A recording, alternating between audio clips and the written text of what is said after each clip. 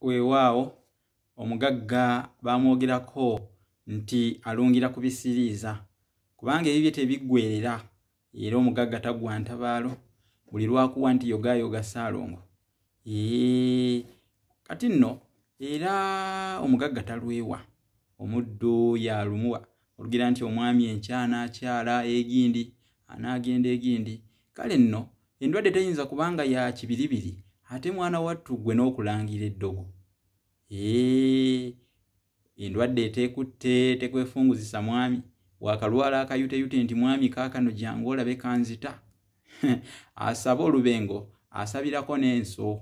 Obanga okimanyi nti nno ebbaafu ya nnabuzaana kibeera kiwottonono ate ng'okitegeerera ddala bulungi nti munnange oyo era omugabuzi w'embuubuuti yennyini yateekateeka ekyogo ekiyitibwa bisinde bya ku kkubo.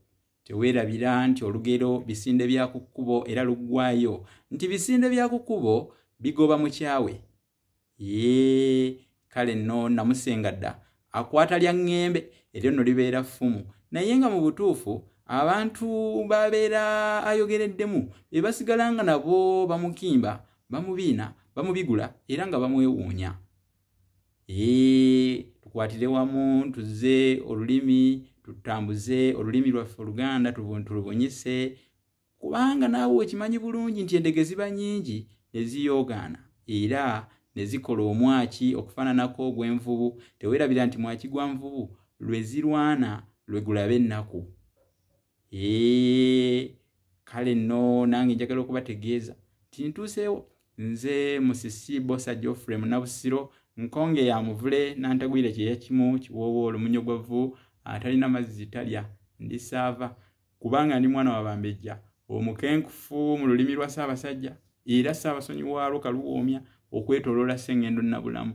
Mbabuuzaako mwena gye muwangaalira muli mutya mweyagala kansuubire nti nno muli bulungi wammanga buli kimu kitambulira ddala bulungi kinnawada.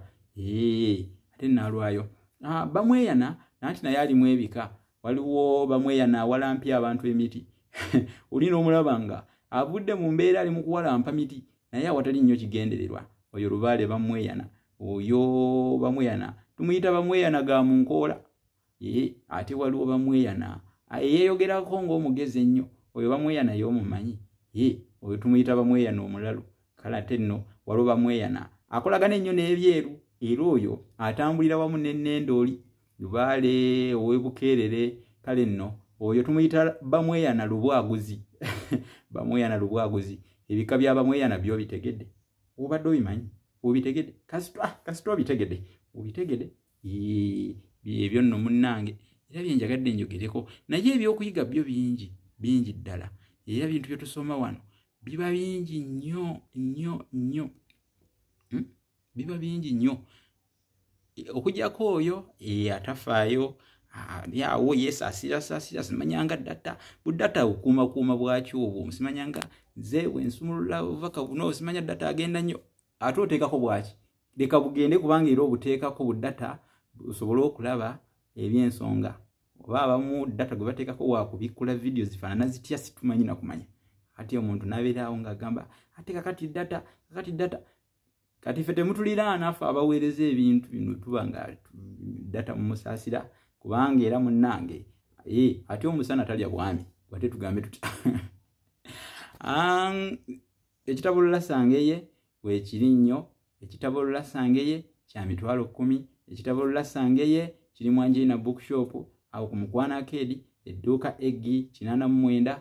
Ekitabo Olulasangeye kiri ne mu New Styles Bookshop awo wasimba emmotoka ezidda ku lw'entebe ku paaka enkadde fuba okifune. Ekitabo ekyo kya mulembe nnyo kyamaanyi ddala. Ate ne mu Masaka mu Buddu gye kiri ku Elgin Road oba Elgin Street awo kumpi ne Radio Buddu oba okuliraana Moto Complex kumpi era ne Tropical Bank.